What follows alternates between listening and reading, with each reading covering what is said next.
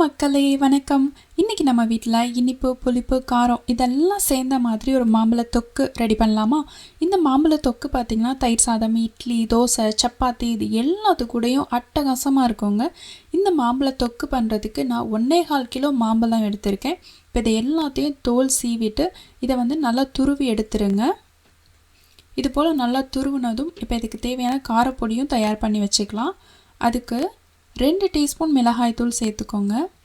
இதோட 1 டீஸ்பூன் காஷ்மீரி மிளகாய்த்தூள் எடுத்துக்கோங்க. இது காரம் இருக்காது, பட் நமக்கு நல்லா கலர் கொடுக்கும், அதுக்காக தான் எடுத்துக்கிறோம். உங்ககிட்ட இருந்தால் எடுத்துக்கோங்க, இல்லைன்னா பரவாயில்ல. பின்ன 1 டீஸ்பூன் வெந்தயத்தூள் சேர்த்து இது நல்லா கலந்து வச்சுருங்க. அவ்வளோதான், நம்மளோட காரப்பொடி தயார். இப்போது தொக்கு பண்ணுறதுக்கு 2 டேபிள் ஸ்பூன் போல் நல்லெண்ணெய் சேர்த்துருங்க. எண்ணெய் சூடானதும் 1/2 டீஸ்பூன் கடுகு சேர்த்து அது நல்லா வெடித்ததும் இதில் 6-7 காஞ்ச மிளகாய், கொஞ்சம் கருவேப்பிலை சேர்த்து அதையுமே பொரித்து எடுத்துருங்க. இப்போ இதில் காரப்பொடியை சேர்த்து அது பச்சை வாசனை போகிற வரைக்கும் அதை நல்லா கலந்து விட்டுருங்க. ஒரு 1 நிமிஷம் போல் லோ ஹீட்டில் வச்சு கலந்து விடுங்க, இல்லைன்னா கரிஞ்சு போயிடும்.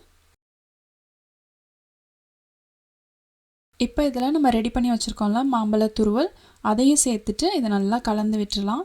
இதை ரொம்ப லோ ஹீட்டில் வச்சு கலந்து விடுங்க, இல்லைனா நமக்கு படப்படன்னு வெளியிலையும் தெரிக்கும், அதே போல் அடி பிடிக்கவும் ஆரம்பிச்சிரும். இது ஒரு 10 நிமிஷம் அப்படியே கலந்து கொடுத்துட்டே இருங்க. நமக்கு இப்போ கொஞ்சம் லிக்விடாக இருக்குல்ல, அப்புறம் போக போக நமக்கு நல்லா கெட்டியாயிரும். அதே போல் கலருமே நல்லா டார்க்காக ஆரம்பிச்சிரும். அது வரைக்கும் நல்லா கலந்து கொடுத்துருங்க. இப்போ பாருங்கள், ஒரு 10 நிமிஷம் முடிஞ்சிருக்கு. கொஞ்சம் கலரும் சேஞ்ச் ஆகி கொஞ்சம் கெட்டியாகவும் ஆயிருக்கு. இப்போ இதை தொடர்ந்து இன்னொரு 5 நிமிஷத்தில் நமக்கு நல்லாவே கெட்டியாயிரும். அப்படியே கலந்து கொடுத்துட்டே இருங்க. இப்போ பாருங்கள், கரெக்டாக 15 நிமிஷம் ஆயிருக்கு. நமக்கு நல்லா கலர் சேஞ்ச் ஆகி கெட்டியாகவும் ஆயிருக்கு. இந்த ஸ்டேஜில் நம்ம தொக்குக்கு தேவையான அளவு உப்பு, இதோட 1 டேபிள் ஸ்பூன் போல் லெமன் ஜூஸ் சேர்த்துக்கோங்க. லெமன் ஜூஸை சேர்க்குறதுனால நமக்கு தொக்கு சீக்கிரம் கெட்டு போகாமல் இருக்கிறதுக்கு உதவி பண்ணும்.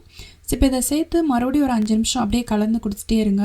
நமக்கு இது எல்லாமே செட் ஆகி அல்வா மாதிரி அப்படியே திரண்டு வரும். அதாவது பேனில் கொஞ்சம் கூட ஒட்டாமல் எல்லாமே ஒரு சேர திரண்டு வரும்.